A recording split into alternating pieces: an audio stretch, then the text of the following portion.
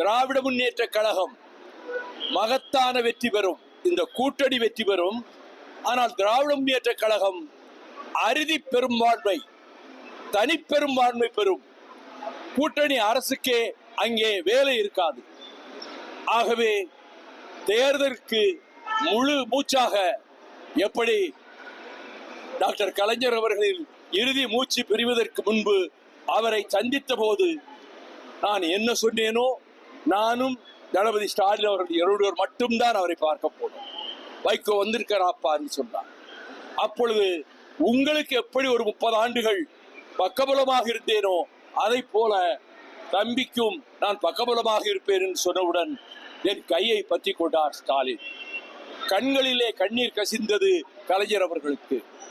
கடைசி காலத்தில் அவர் மரண படுக்கையில் இருக்கும் பொழுது நான் கொடுத்த வாக்குறுதியை உறுதியாக காப்பாற்றுவேன்.